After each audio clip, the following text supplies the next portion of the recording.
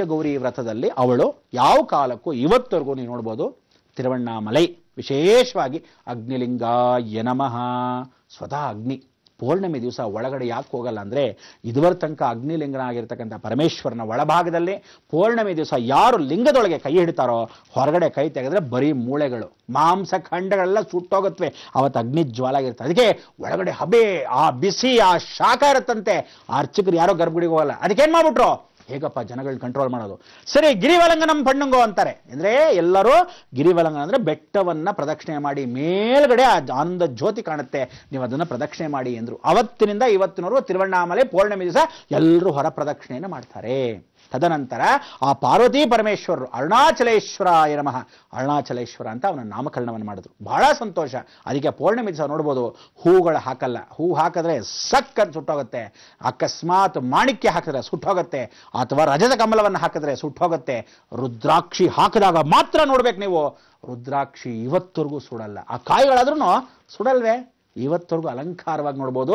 ಅದು ಪೌರ್ಣಮಿ ದಿವಸ ಒಳಗಡೆ ಹೋಗೋ ಅಲಂಕಾರವನ್ನ ಪ್ರದಕ್ಷಿಣೆ ಮಾಡಿಕೊಂಡು ಬೆಳಗಿನ ಜಾವ ಬರೋ ಅಷ್ಟರಲ್ಲಿ ಸ್ವಲ್ಪ ಶಮನವಾಗಿರುತ್ತೆ, ಆಗ ದರ್ಶನ ಮಾಡ್ಬೋದು ಅರುಣಾಚಲೇಶ್ವರ.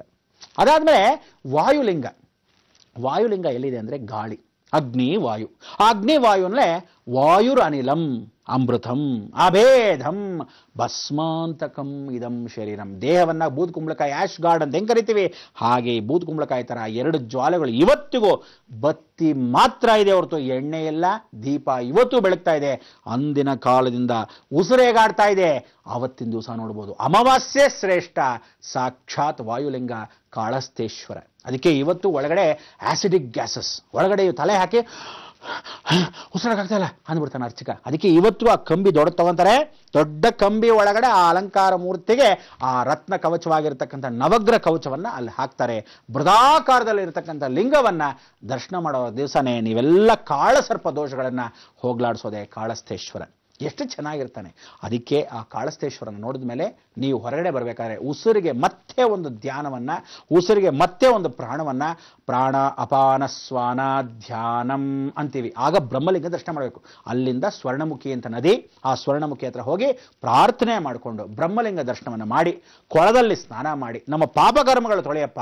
ಗಾಳಿ ಒಳಗೆ ಸೇರ್ಕೊಂಡಿರ್ತಲ್ಲ ಆಸಿಡಿಕ್ ಗ್ಯಾಸಸ್, ಆ ನೀರಲ್ಲಿ ತೊಳೆದು ಸ್ನಾನ ಮಾಡಿದ್ರೆ ಒಳಗಡೆ ಇರ್ತಕ್ಕಂಥ ಆಸಿಡಿಕ್ ಗ್ಯಾಸೆಟ್ ಹೋಗ್ಬಿಟ್ಟು ಉಸಿರಾ ಆಕ್ಸಿಜನ್ ಹೇಗಿರುತ್ತೋ ಅಷ್ಟು ಚೆನ್ನಾಗಿರುತ್ತೆ ದೇಹದಲ್ಲಿ. ಜಪ ಮಾಡಿ ಕಾಯ್ತಾ ಕೂತ್ಕೊಳ್ಳಿ.